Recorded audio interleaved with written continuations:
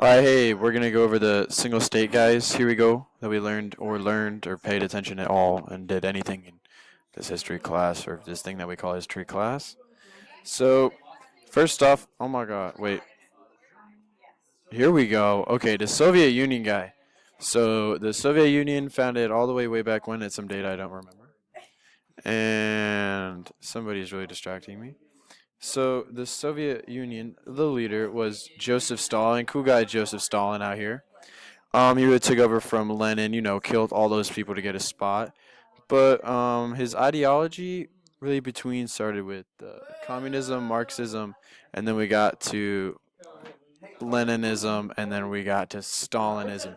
So Stalinism was kind of this form of agrarian push, and then industry, and then building off the industry into building off the industry into trying building off industry for when what sorry I didn't want to do this. So build off industry to or after industry, trying to improve uh the way people lived. So his whole thing was really the 5 years plan introduced. So in 1925, Stalin a revolutionary shift from the new economic policy to more of a socialist, focusing on agricultural and industry. 14th Party Congress in December of 1925 supported economic modernization, and then 1926 Stalin calls for Soviet Union to overtake the West in industry. So under new the NEP or the NEP, people could sell stuff that is small, have their little own thing. But by 1932, Stalin wanted an optimum plan that would double industry. So in his first little 5-year plan, October 1st, 1928, he wanted to focus on heavy industry, and he really got everybody behind this message of using like tons of propaganda and stuff like that to really boost what he wanted to do. So rapidization really boosted the Soviet Union on the world scale. Second 5-year plan, 1933 to 1937, called for an increase of production and improved living standards. The Soviet Union was one of the most self-sufficient in areas of iron, steel, and machine. And the third 5-year plan, 1938 to 1942, really saw the purge, and nothing really happened there. So moving on to China. So China's leader, Mao Zedong, and what he really wanted was a cultural revolution. So he was really excited by the ideas of Marxism and Leninism, communism, all those things mixed into it. But what he took into it was to his own form of communism that suited China. So China was good on the agricultural part, had a lot of people making their rice and stuff like that. You know that rice guy, little rice patty things. Have you ever seen like any movie ever that is in Asia?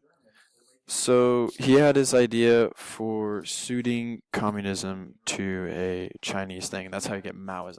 So Maoism really involves like moving everybody into tighter villages, boosting industry instead of really agriculture. And we got these small little cities, and it was a stricter form of communism. Everybody was doing something, and everyone was doing something. They all had a responsibility. The buses came in, you left, you got fed the same amount, but everybody was really on it. And his whole goal was to kind of have this cultural revolution. He urged young people to learn the revolution and make revolution. We had the Red Guards, get rid of the four olds. But that failed after his death. So I'm gonna pass the sticks on over to Michael over here. So Michael guy talking to the microphone.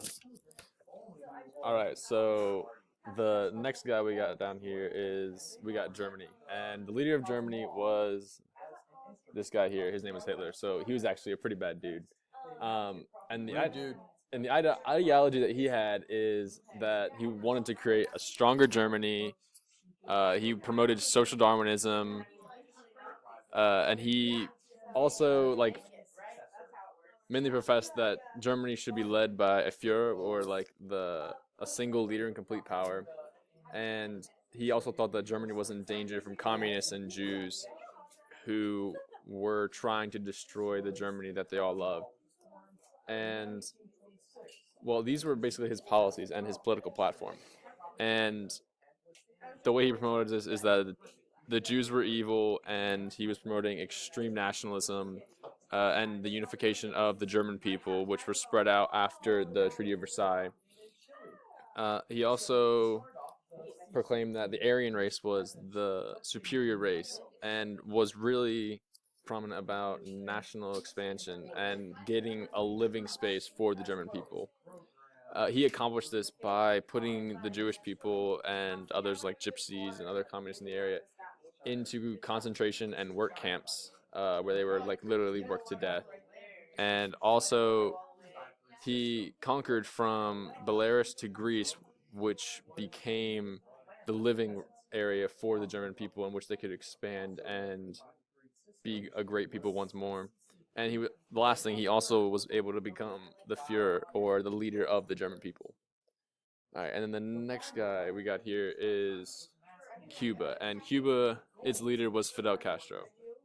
Now, he mainly promoted socialism, Marxism, and Leninism, and he wanted to replace the unions with capitalized control, and he confiscated the U.S.-owned properties and exported properties of the bourgeoisie in order to basically give back to the people. And he originally started with leading a revolt against Batista back when he was in power, and he tried multiple times and failed numerous times as well. But eventually he was able to win, and he was granted total power.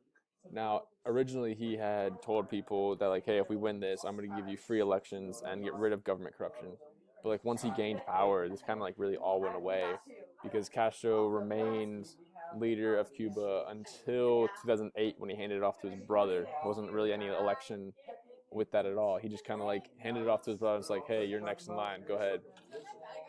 But when Castro became leader, he implemented communist domestic policies and military and economic relations with the Soviet Union. He strengthened those relations, and this led to the Cuban Missile Crisis in 1962. He also improved healthcare and education while in dictator control over the country, and he brutally prosecuted anyone who he thought was a threat to himself or his rule.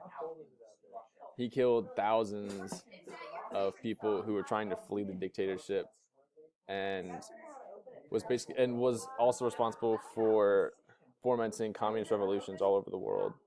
But slowly, as his health began to fail toward 2008, he began to